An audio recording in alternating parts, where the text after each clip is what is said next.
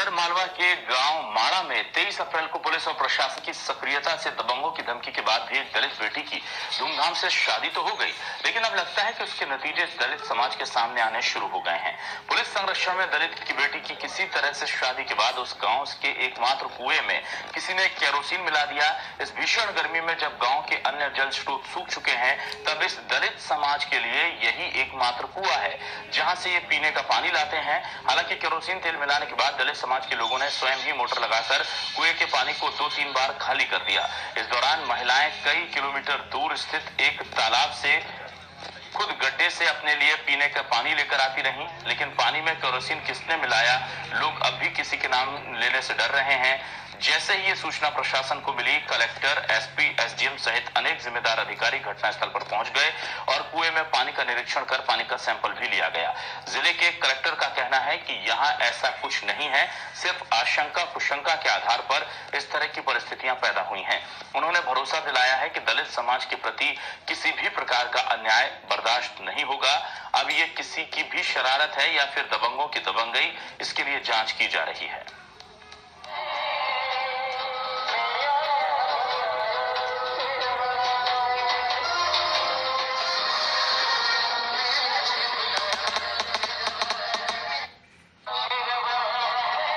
SDM और हमारी पूरी टीम यहाँ गांव में आई है। हम वहाँ मौके पे भी गए थे, हमने कुआं देखा, पानी भी निकलवा के देखा, पानी बिल्कुल साफ है और पीने योग्य है, किसी तरह की वहाँ कोई समस्या नहीं है। मैं समाज में और कई समाज के लोग इस गांव में रहते हैं, सभी में अच्छा मेल भाव है, कहीं कोई ऐसी दिक्कत नहीं है। शंका कुशंका के आधार पर कभी कभी ये बातें हो जाती हैं, लेकिन इसको लेकर के प्रशासन पूरी तरीके से सतर्क है और किसी भी दलित परिवार के खिलाफ किसी भी तरह का अन्याय हो, ऐसा होने नहीं दिया जाएगा।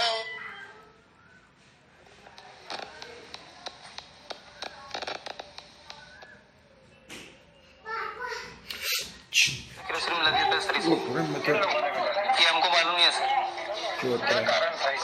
क्या मालूम सर। रात को शादी सर, वो 23 तारीख को, और सुबह हमको उठा के ले गए।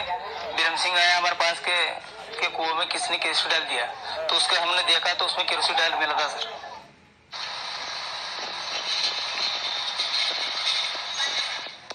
और हमारे साथ संवाददाता गिरीश सक्सेना फोन लाइन पर जुड़ चुके हैं। गिरीश जी, आपसे जानना चाहेंगे, प्रशासन तो कह रहा है, हालांकि प्रशासन काफी बात पहुंचा है, इसलिए शायद वो कह रहा है कि पानी पीने योग्य है, लेकिन क्या इस घटना की पुष्टि भी अभी नहीं हुई है कि केरोसिन डाला गया है या नहीं? अभिलाष जी, आपको बताना चाहूंगा कि 23 तारीख को ममता, दलित परिवार की ममता की वहाँ शादी थी।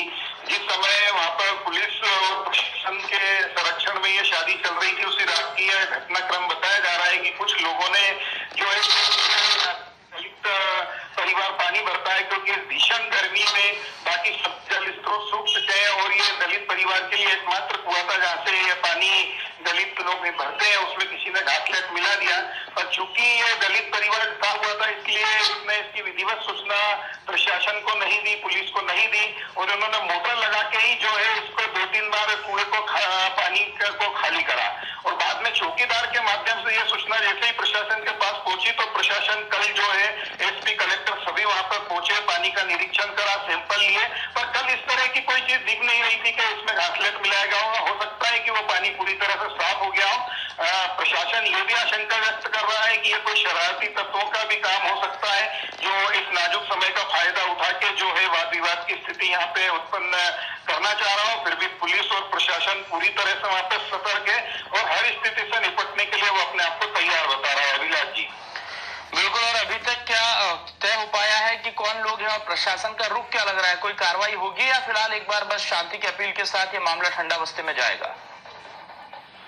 सबसे बड़ी बात यह है अभिलाष जी के जो ये दलित समुदाय है, ये स्वयं भयभीत है। हमने प्रयास करा पर ये किसी का नाम नहीं लेते हैं वहाँ पे। हालांकि दूसरी तरफ गुर्जर और पाटीदार समाज के लोग हैं, जिनके नेताओं से पुलिस और प्रशासन द्वारा बार बार चर्चाएं की गई है, वो भी मना कर रहे हैं कि हमारे तरफ से इस तरह की कोई गतिविधि नहीं की जा रही है। और दूसरी तरफ जो है दलित समुदाय जो है वो भी किसी का नाम नहीं ले रहा है। तो ऐसे में पुलिस और प्रशासन के सामने काफी समस्या है कि वो किस तरह से ये कार्रवाई करे, और जब तक कोई चीज की पुष्टि पूरी तरह से नहीं हो जाएगी, तब तक शायद ही कोई बड़ी कार्रवाई देखने को मिले अभी। बहुत बहुत शुक्रिया इस तमाम जानकारी के लिए गिरीश जी आपका।